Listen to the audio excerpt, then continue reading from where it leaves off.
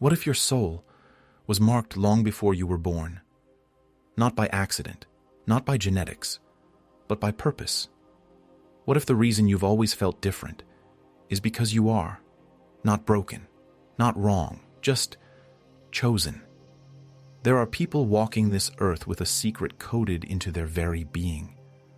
They don't quite fit in. They see what others miss.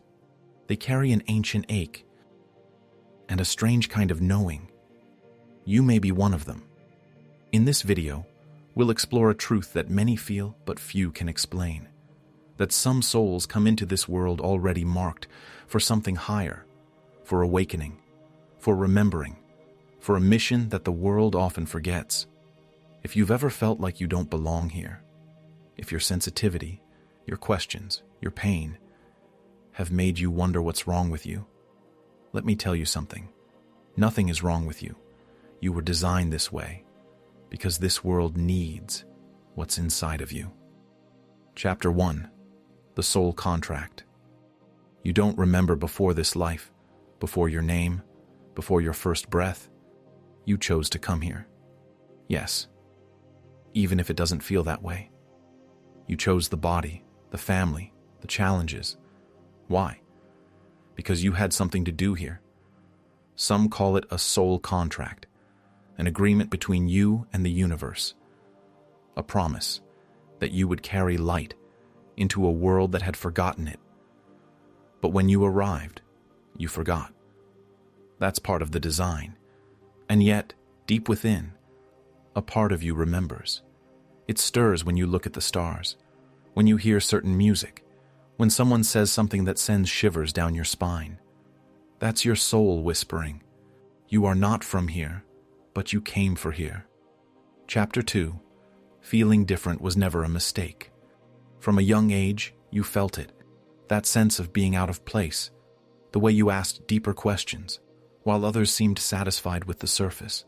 Maybe you were the sensitive one, the weird one, the child who stared out the window while others played. You weren't distracted. You were tuned in to something invisible, and that made you lonely. Because how do you explain to others that you feel everything? The pain in people's eyes, the weight in a room, the truth no one says, but you can taste it in the silence. You weren't too much. You were marked, designed to sense the things this world tries to numb. And that sensitivity, it's not your weakness, it's your superpower. Chapter 3. The Hidden Language of Signs. You may have noticed the signs. 11:11. Feathers in strange places. Songs playing at the exact right moment. You think of someone, and they call. You feel uneasy. And later, the truth comes out. These aren't coincidences. They are messages. Because when you're marked, life doesn't speak to you the way it speaks to everyone else. It whispers. It nudges. It echoes. The universe speaks in symbols, and chosen souls, they learn to listen. And the more you notice, the louder it gets. Chapter 4. The Pain That Initiated You. No marked soul escapes initiation, and often that initiation looks like pain, loss, rejection, isolation, moments where everything falls apart. But here's the hidden truth. Your breakdowns were never punishments. They were portals. Each dark night cracked something open in you. Each heartbreak cleared what wasn't true. Each fall stripped away the illusions. Why? So your real self could emerge. Because you weren't meant to become who the world told you to be. You were meant to remember who you already are. And pain, as brutal as it is, has a way of burning away the noise. It brings you to your knees, so you can finally hear your soul whisper, "There is more." Chapter 5. A Call That Never Stops Ringing. Even when you try to live a normal life, something inside you aches, a quiet urgency, a longing for meaning. You might switch careers, change cities, try to silence the pull, but it returns, again and again. It shows up as restlessness, as depression, as a strange dissatisfaction even when everything is fine. That's because your soul didn't come here to fit in. It came to wake up, and help others do the same. You weren't marked for comfort. You were marked for mission, and the longer you avoid it, the louder the call becomes. Chapter 6. The Inner World. No one sees. Marked souls often live two lives, the one on the outside and the one burning within. Outwardly, you might appear calm, but inside, a storm of questions, insights, feelings. You talk to the stars. You journal messages that don't feel like they came from you. You cry at beauty no one else notices. You feel ancient, like you've been here before. And maybe you have, because many marked souls are old souls, carriers of wisdom from other times, other realms. That wisdom hides inside you, and as you awaken, it starts to rise, not through textbooks, but through silence, stillness, synchronicity. You don't learn it, you remember it. Chapter 7. Strange Gifts and Inner Powers. You may have discovered abilities you can't explain. You sense what others feel before they speak. You know when someone is lying, even if they smile. You get chills when truth is spoken. Sometimes you dream things, and they happen. You touch someone, and they feel calm. You walk into a room, and the energy shifts. This isn't fantasy. This is resonance. Your very presence transmits something, because marked souls often carry light codes, subtle frequencies that affect the world around them. Even if you've never studied healing, you are healing. Even if you've never spoken publicly, your words carry power. Why? Because you were coded before birth. The gifts were always part of the package. You're not discovering them. You're unwrapping them. Chapter 8. Loneliness as a Sacred Teacher. Let's talk about the silence between connections. That feeling that no matter how many people surround you, you still feel alone. It's not just social, it's spiritual. When you're marked, your frequency often doesn't match the world around you. You crave depth, while others stay on the surface. You speak from your heart and get met with confusion. So you retreat, not because you dislike people, but because your soul needs truth. And in that space of solitude, something happens. You meet yourself. You hear your intuition more clearly. You begin to sense the presence of something larger, something sacred. Loneliness becomes a bridge to spirit, to purpose, to inner truth. It doesn't mean you're abandoned. It means you're preparing, because marked souls often walk alone until the time comes to lead. Chapter 9. The Mirror Effect. Have you ever noticed how people react strangely around you? Some are instantly drawn to you. They open up, tell you their secrets. Others get defensive, triggered, or even hostile. For no clear reason. It's not you. It's your energy. You act as a mirror. Marked souls reflect what others have hidden. Your light shines into their shadows. And not everyone is ready for that. But this is part of your purpose. Not to judge, not to fix, just to be. As authentically as you can. And in that authenticity, others either rise or run. Both are sacred. Because your presence is a kind of invitation. Are you ready to see the truth? Chapter 10. Earth wasn't your first home. Sometimes the feeling of not belonging goes deeper than society. It's cosmic, as if this planet, beautiful as it is, isn't your origin point. You look at the stars and feel homesick. You hear stories of other realms, other lifetimes, and something stirs. Many marked souls are starseeds, souls who've lived in other dimensions, other systems, other frequencies. You might carry the energy of Sirius, or Lyra, or Pleiades. You may dream in symbols that don't exist here. You may instinctively know things about the universe no one taught you. This doesn't make you superior. It makes you a bridge between Earth and the beyond. You chose to come here during a time of shift, to help anchor a higher frequency, to remember and help others remember too. Chapter 11.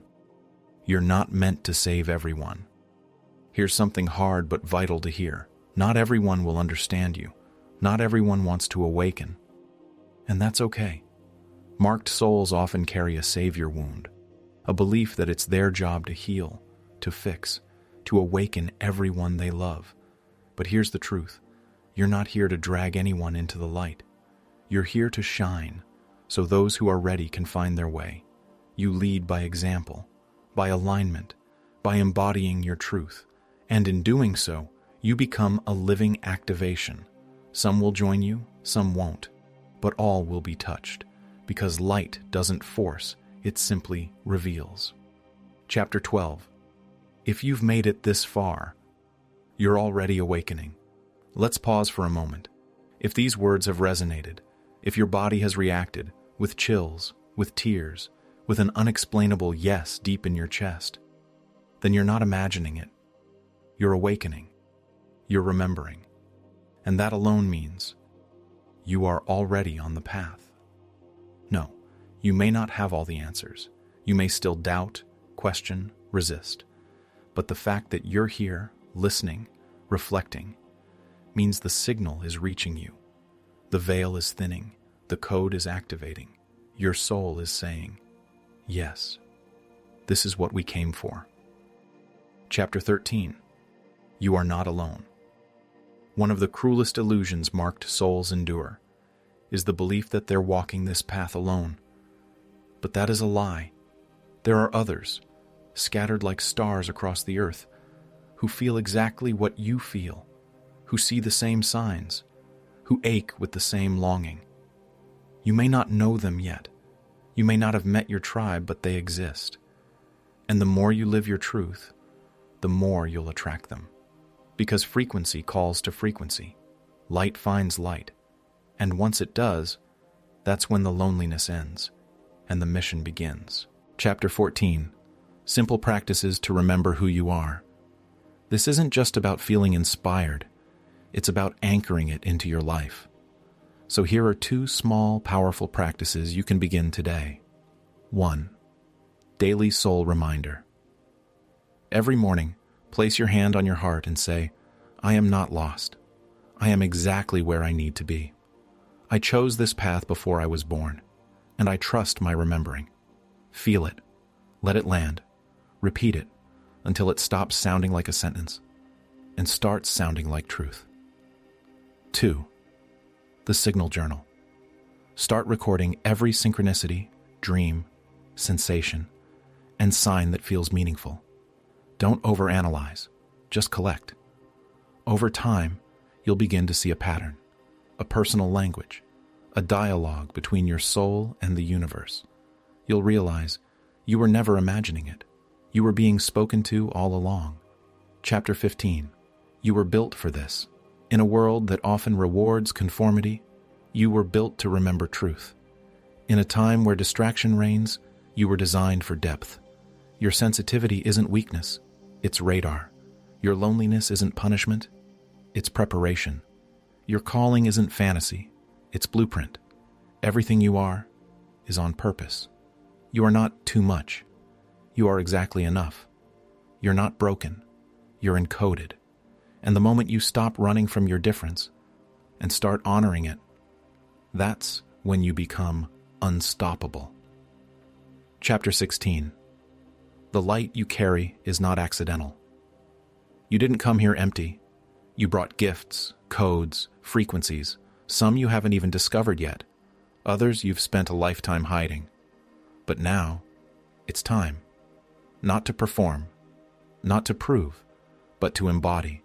To remember that just by being who you truly are, you shift the energy of every room you enter.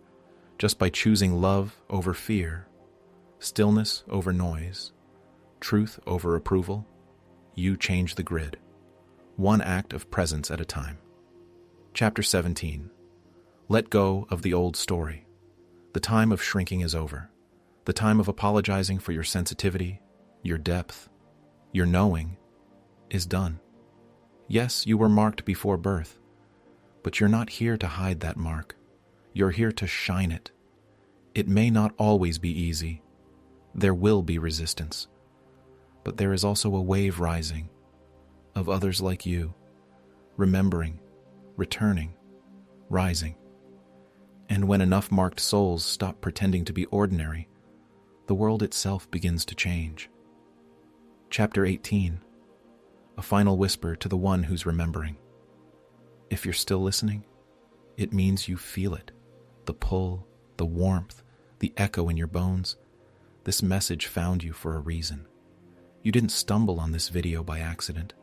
You were guided here by a part of you that never forgot. That mark you carry, it's not a scar. It's a seal, a sacred imprint that says you came to awaken, you came to remember, you came to lead by simply being you. So take a deep breath, look up, place your hand on your heart, and whisper back, I remember now. If this message stirred something in you, if it awakened a spark, a memory, a knowing, don't keep it buried. Let it move through you. Let it change how you walk, speak, choose. And if someone you love is also feeling lost, different, alone, send this to them. Because maybe they were marked too, and maybe they just need to be reminded. Until next time, may your path be clear, your heart be fierce, and your soul stay guided by the mark you carry. You are not alone. You never were. And now, it's time to begin.